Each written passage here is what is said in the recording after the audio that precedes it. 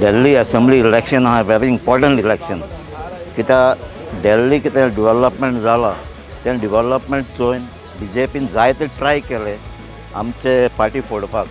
आमचे टॉप लिडर्सां जेलींत घातले.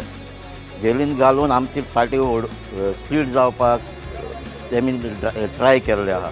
पूण तरी आसतना आमचो एकूय लिडर आम आदमी सोडून गेलो ना आनी आमचे सगळे लिडर बराबर आहाय.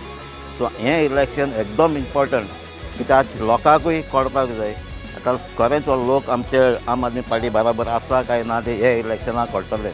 आनी हें इलेक्शन आमकां गोंयांय तेजो इफेक्ट जातलो.